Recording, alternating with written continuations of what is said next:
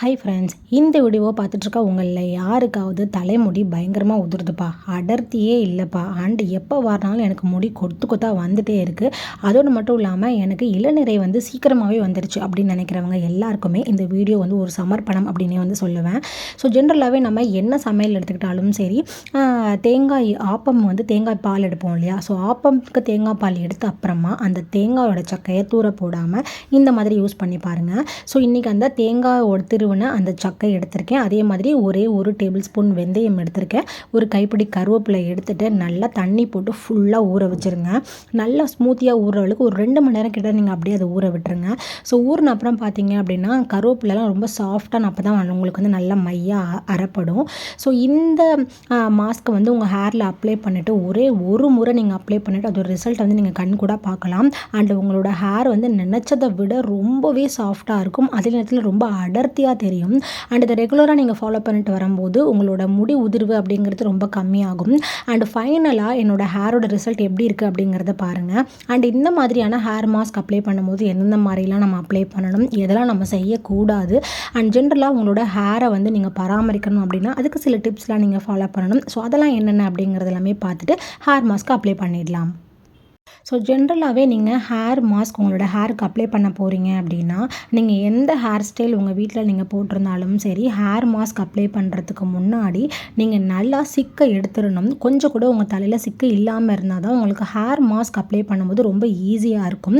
அதே நேரத்தில் hair mask நீங்கள் அப்ளை பண்ண ஆரம்பிச்சிட்டிங்கனாலே உங்கள் கைகளில் கூட உங்களுக்கு அங்கங்கே முடிகள் எல்லாமே உதிர ஆரம்பிக்கும். ஸோ அதை பற்றிலாம் நீங்கள் ஒரி பண்ணாதீங்க. ஸோ ஜென்ரலாக சிக்கு எடுக்கணும் அப்படிங்கிறத நீங்கள் ஃபாலோ பண்ண வேண்டிய முதல் டிப்ஸ். ரெண்டாவதாக நீங்கள் ஃபாலோ பண்ண வேண்டியது, உங்கள் ஹேரில் எந்த விதமான டர்ட்டியுமே இருக்கக்கூடாது. அதாவது நீங்கள் ரொம்ப நாள் நான் தலைக்கே குடிக்கல, கிட்டத்தட்ட வந்து 1 வாரம் ஆச்சு என்னோடய ஹேருக்கு வந்து நான் வந்து ஹேர் வாஷே பண்ணலை, அதனால் ஸ்கேல்ப்லாம் வந்து ஜென்ரலாக வந்து சொரியும் போதே உங்களுக்கு நகங்கள் எல்லாமே பயங்கரமாக அழுக்கு இருக்கும். ஸோ அந்த மாதிரி உங்களுக்கு தலை வந்து நீங்கள் மெயின்டைன் பண்ணிங்க அப்படின்னா தயவுசெய்து இந்த மாதிரி ஹேர் மாஸ்க் வந்து அழுக்கோடு நீங்கள் ட்ரை பண்ணாதீங்க. ஸோ நீங்கள் ஹேர் வாஷ் பண்ணிவிட்டு உங்கள் ஹேர் வந்து ரொம்ப க்ளீனாக இருக்குது, என்னோடய ஸ்கேல்ப் வந்து அழுக்கே இல்லை அப்படின்னு இருக்கும்போது மட்டுமே நீங்கள் இந்த மாதிரி ஹேர் மாஸ்க் யூஸ் பண்ணிங்கன்னா உங்களுக்கு நல்ல ரிசல்ட் வந்து உங்களுக்கு கொடுக்கும். இந்த தேங்காய் கருவேப்பிலை ஹேர் மாஸ்க்கை கொஞ்சோண்டு நான் கையில் அப்ளை பண்ணி காட்டுறேன் பாருங்கள், எவ்வளோ அழகாக பளபளன்னு என்னோடய கை வந்து இருக்குன்னு. ஸோ இதே மாதிரி உங்கள் ஹேரும் ஆக போகுது அப்படிங்கிறத நினச்சிட்டே இந்த வீடியோவை பாருங்கள். அண்டு 3ஆவதாக நீங்கள் ஃபாலோ பண்ண வேண்டிய முக்கியமான டிப்ஸ் என்னென்னா, எந்த விதமான ஹேர் மாஸ்க் அப்ளை பண்ணாலும் நம்ம வீட்டில் இருக்கிற அந்த இன்க்ரீடியன்ஸ் வச்சு அப்ளை பண்ணும்போது, அதாவது இயற்கையான இன்க்ரீடியன்ஸ் அப்ளை பண்ணும்போது உங்களுக்கு எந்த விதமான சைடு எஃபெக்ட்ஸுமே வராது. ஸோ நீங்கள் அப்ளை பண்ணும்போது ஒரு மாதிரி பாசிட்டிவ் எனர்ஜியோட ஒரு 100% நமக்கு ரிசல்ட் தரும் அப்படிங்கிற ஒரு முழு நம்பிக்கையோடு அதை வந்து நீங்கள் ஆரம்பிங்க. ஸோ இந்த மாதிரி உங்களோட மைண்ட் செட் நீங்கள் பண்ணிட்டீங்க அப்படின்னா முடி உதிர்வு அப்படிங்கிறது உங்களுக்கு ஒரு ஸ்ட்ரெஸ்ஸாக வந்து இருக்காது. ஸோ பாசிட்டிவாக திங்க் பண்ணுறது ரொம்பவே நல்லது.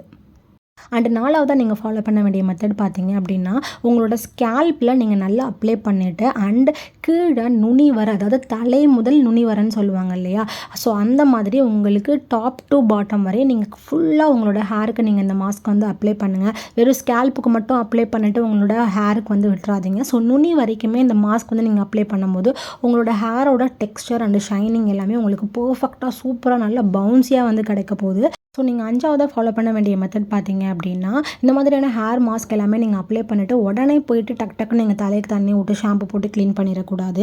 ஸோ ஒரு 10 மினிட்ஸ் அது நீங்கள் கண்டிப்பாக ஊற வைக்கணும். ஊற வச்சுட்டு நீங்கள் குளிக்கிற தண்ணி ரொம்ப கூலாகவும் இருக்கக்கூடாது, ரொம்ப வந்து சூடாகவும் இருக்கக்கூடாது. ஒரு மாதிரி லூக் வார்ம் வாட்டரில் இருந்தது அப்படின்னா உங்களுக்கு எந்த கிளைமேட்டுக்குனாலும் உங்களோட ஹேர் வந்து நல்லாவே செட் ஆகும். அண்ட் 6ஆக நீங்கள் ஃபாலோ பண்ண வேண்டிய ஒரு மெத்தட் என்னென்னு பார்த்தீங்க அப்படின்னா, நிறைய பேருக்கு ஒரு டவுட் இருக்கும், இந்த மாதிரியான ஹேர் மாஸ்க்லாம் நம்ம அப்ளை பண்ணிவிட்டு ஷாம்பு போட்டு தலை குளிக்கலாமா அப்படின்னு. ஜென்ரலாக வந்து பார்த்தீங்க அப்படின்னா, இந்த மாதிரி ஹேர் மாஸ்க் போட்டுட்டு நீங்கள் வந்து ஷாம்பு போடணும் அப்படிங்கிற ஒரு அவசியம் இருக்காது.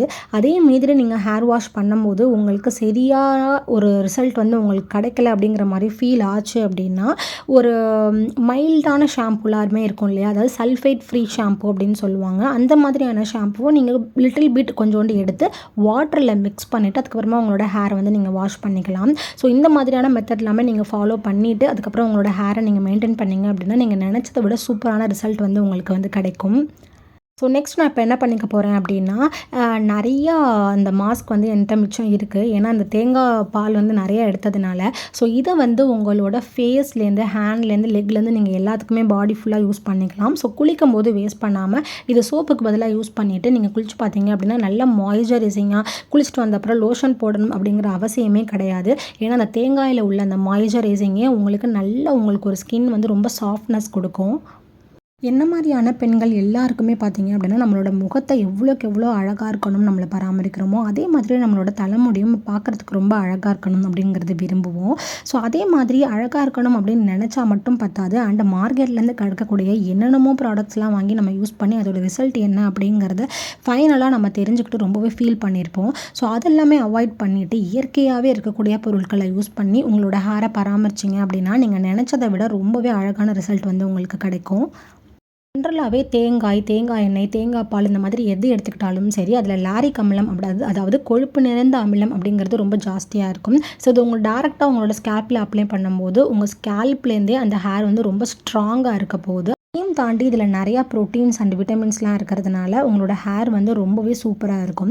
அண்ட் ஜென்ரலாகவே நம்ம தலைக்கு வெளியில் எவ்வளோ தான் நம்ம வந்து பராமரித்தாலும் நீங்கள் சாப்பிட்ற சாப்பாடும் இதே மாதிரி ரொம்ப ஸ்ட்ரென்த்தாக நிறையா விட்டமின், நிறையா ப்ரோட்டீன் உள்ள சாப்பாடை நீங்கள் சாப்பிடும்போது உங்களோட ஹேரோட வளர்ச்சி நீங்கள் நினச்சதை விட 2 மடங்கு ஆகும்.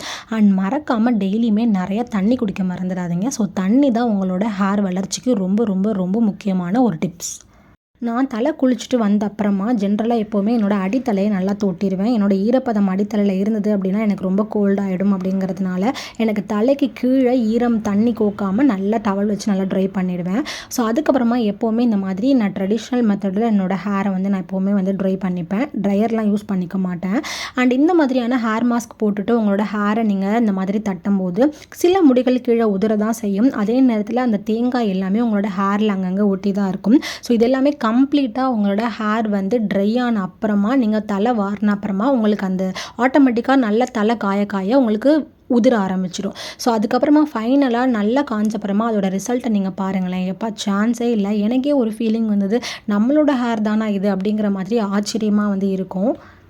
இந்த மாதிரி ஹேர் மாஸ்க் யூஸ் பண்ணிவிட்டு நீங்கள் ஹேர் ஸ்டைல் பண்ணிவிட்டு சும்மா க்ராஸ் பண்ணி போனாலே சரி, நீ என்ன மாதிரியான ஹேர் வந்து ஆயில் யூஸ் பண்ணுற, என்ன ஷாம்பு யூஸ் பண்ணுற அப்படின்னு ரொம்ப வாசனையாக இருக்கே அப்படின்னு உங்களை கூப்பிட்டு வந்து கேட்பாங்க. ஸோ அந்த மாதிரியான சந்தோஷம் உங்களுக்கு கிடைக்கணும் அப்படின்னா இந்த மாதிரியான மெத்தட் நீங்கள் யூஸ் பண்ணி பாருங்கள். அண்ட் அதே மாதிரி இந்த ஹேர் மாஸ்கில் நம்ம அடுத்தது யூஸ் பண்ண இன்க்ரீடியன்ட் கரி லீவ்ஸுங்க. கரி லீவ்ஸ் பற்றி சொல்ல தேவையே கிடையாது.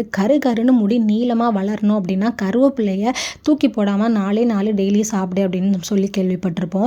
எந்த சட்னி அரைச்சாலும் சரி, குழம்பு அரைச்சாலும் சரி, அதில் தாளித்து வைக்கிற அந்த கருவேப்பிலையை தூக்கி போடாமல் டெய்லியுமே சாப்பிடுங்க.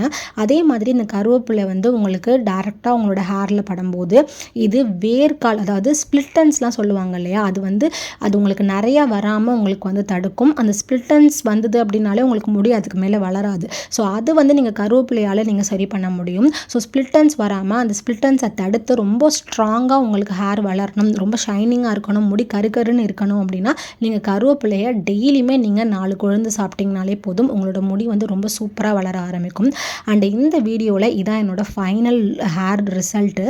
ரொம்ப ஸ்பாஞ்சியாக, ரொம்ப சாஃப்டாக, நான் நினச்சதை விட 200% வந்து எனக்கு ரிசல்ட் வந்து இந்த கோகோனட் கரி லீஃப் ஹேர் மாஸ்க் வந்து எனக்கு கொடுத்துருக்கு.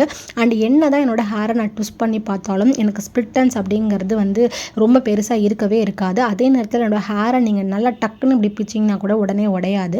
ஸோ அந்தளவு உங்களுக்கு ஹேர் வந்து ரொம்ப ஸ்ட்ராங்காக இருக்கணும் அப்படின்னா இந்த மாதிரியான ஹேர் மாஸ்க் இயற்கையான முறையில் யூஸ் பண்ணுங்கள். அண்ட் இதே மாதிரி நிறையா பியூட்டி டிப்ஸ் எல்லாமே நம்ம பாசிட்டிவ் சேனலில் உங்களுக்காக நான் அப்லோட் பண்ணிகிட்ருக்கேன். அண்ட் அதே நேரத்தில் அப்பப்போ கொஞ்சம் என்டர்டைன்மெண்ட்காக விளாக்ஸ் அண்ட் என்னோட குழந்தையோட குட்டி சேட்டைகள் எல்லாமே நீங்கள் பார்க்கணும் அப்படின்னா மறக்காம பாசிட்டிவ் சேனலை சப்ஸ்கிரைப் பண்ணிக்கோங்க. நெக்ஸ்ட் ஒரு சூப்பரான வீடியோவில் சந்திக்கலாம். தேங்க்யூ. பை.